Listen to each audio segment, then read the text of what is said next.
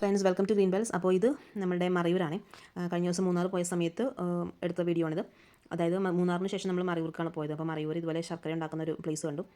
നമുക്കറിയാം, നമ്മൾ ഏറ്റവും കൂടുതൽ ഡിപ്പെൻഡ് ചെയ്യുന്ന ഒരു ഭക്ഷ്യവസ്തുവാണ് അല്ലേ ശർക്കര, അല്ലെങ്കിൽ ഷുഗർ എന്നൊക്കെ പറഞ്ഞ്. അപ്പോൾ ഇത് കരിമ്പിൻ്റെ നീരിൽ നിന്നാണ് ഇവിടെ ശർക്കര ഉണ്ടാക്കുന്നത്. അപ്പോൾ കരിമ്പിൻ്റെ നീര് ഇതുപോലെ അവരൊരു ഇതിൽ കളക്ട് ചെയ്തിട്ട് നമ്മൾ പിന്നെ അതിന് പ്രോസസ്സിങ് നടക്കുന്നത്. അത് ഇതുപോലെ ഇങ്ങനെ ഉരുക്കി അത്യാവശ്യം നല്ല സമയമെടുത്ത് ചെയ്യുന്നൊരു പ്രോസസ്സാണ് കേട്ടോ. കാണുമ്പോൾ നമ്മളിപ്പോൾ ആദ്യമായിട്ട് കാണുമ്പോൾ നമുക്കൊരു ക്യൂരിയോസിറ്റി ഒക്കെ തോന്നുമെങ്കിലും പക്ഷേ ഇവിടെ വർക്ക് ചെയ്യുന്നവർക്ക് അറിയാം, ഇത്രയും ചൂടത്ത് രാവിലെ മുതൽ ഇങ്ങനെ ഇരിക്കുകയെന്ന് പറഞ്ഞു കഴിഞ്ഞാൽ ഭയങ്കര ബുദ്ധിമുട്ടുള്ളൊരു പ്രോസസ്സാണിത്.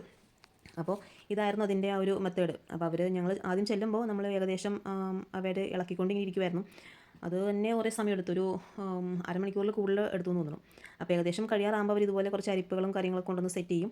അപ്പോൾ അതിനകത്തേക്കാണ് അരിച്ചാണ് പിന്നെ ഈ ശർക്കര പാനി താഴേക്ക് വീഴുന്നത്. അപ്പോൾ താഴെ അതിനുള്ള ഒരു കറക്റ്റ് ഓരോ കാര്യങ്ങളൊക്കെ അവരിങ്ങനെ സെറ്റ് ചെയ്തിട്ടുണ്ട്. പിന്നെ ഇപ്പോൾ ഈ ചേട്ടൻ ഇപ്പോൾ ഈ കാണിക്കുന്ന പ്രോസസ്സ് എന്ന് പറഞ്ഞാൽ അതിൻ്റെ പാകം നോക്കുവാണ്. കുറച്ച് വെള്ളത്തിൽ കുറച്ച് ശർക്കര എടുത്തിട്ട് ഇതുപോലെ ഇട്ട് നോക്കും. അപ്പോൾ ഇട്ട് നോക്കുമ്പോൾ അവർക്കറിയാം അതിൻ്റെ എന്താ പറയുക, ഒഴിക്കാറായ പാകമായോ എന്ന് അവർക്കറിയാൻ പറ്റും. അപ്പോൾ കറക്റ്റ് ആ ഒരു പരുവമായിട്ടുണ്ടെങ്കിൽ ഇതുപോലെ അതിൻ്റെ ലിവർ ജസ്റ്റ് ഒന്ന് ടേൺ ചെയ്ത് പിന്നെ നമ്മൾ ആ ശർക്കരപ്പാനി നേരത്തെ പറഞ്ഞ പോലെ ആ ഫിൽറ്ററിൽ കൂടി താഴേക്ക് വന്ന് അതവിടെ കിടക്കും. പിന്നെ അവിടെ അത് കിടന്നതിന് ശേഷം അതവിടെ കിടന്ന് ആ ചേച്ചീൻ്റെ അടുത്ത് പറഞ്ഞ ഒരു അരമണിക്കൂർ അങ്ങനെ കിടക്കുമ്പോഴേക്കും അത് സെറ്റാവും എന്നുള്ള രീതിയിലാണ് പറഞ്ഞത്. പക്ഷെ അതൊന്നും കാണാൻ നമ്മൾ നിന്നില്ല, പിന്നെ ടൈം കുറേ പോകുമല്ലോ. അപ്പോൾ എന്തായാലും ഇതൊക്കെയാണ് അതിൻ്റെ ഒരു പ്രോസസ്സ്. അപ്പോൾ അവിടെ നമുക്ക് അവൈലബിൾ ആയിട്ടുള്ളത് നമ്മളുടെ ശർക്കര ഉണ്ടല്ലോ, ശർക്കര ഉണ്ടായിരുന്നു. അത് എനിക്ക് തോന്നുന്നു കിലോ 100 രൂപയും ശർക്കര പൊടിക്ക് 120 രൂപയായിരുന്നു വില. പിന്നെ അത് കൂടാതെ ഇത്തിരി ഡിഫറെൻ്റ് ആയിട്ടുള്ള മറ്റേ ചോക്ലേറ്റ് ശർക്കര, പിന്നെന്താ ചുക്കിൻ്റെ ഫ്ലേവറുള്ള ശർക്കര, പിന്നെ ശർക്കര പാനി. അപ്പോൾ ഈ പ്രോഡക്റ്റ്സ് ആയിരുന്നു അവിടെ നമുക്ക് മേടിക്കാൻ കിട്ടിക്കൊണ്ടിരുന്നത് കേട്ടോ.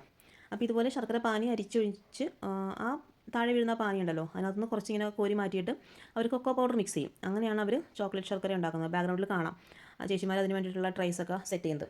അത് ഭയങ്കര എനിക്ക് തോന്നുന്നു കൊക്കോ പൗഡർ ഇട്ടിട്ടുള്ള ആ ഒരു ചോക്ലേറ്റ് ശർക്കരയും അതുപോലെ തന്നെ ചുക്കിൻ്റെ ആ ഒരു ഫ്ലേവറുള്ള ശർക്കരയൊന്നും ഒത്തിരി ആൾക്കാർ മേടിക്കില്ല. അത്യാവശ്യം മറ്റേതുപോലെ അത്രയും സെയിലാവില്ലല്ലോ, അതുകൊണ്ടായിരിക്കാം. അപ്പോൾ ഇതൊക്കെയായിരുന്നു അവിടുത്തെ ഒരു രീതികളും കാര്യങ്ങളും. ഇത്രയും വേസ്റ്റ് പ്രൊഡക്റ്റാണ് നമ്മുടെ ഷുഗർ കെയിൻ അവരിങ്ങനെ ചതച്ച് അരച്ച് നീരാക്കുമ്പോൾ കിട്ടുന്നത്.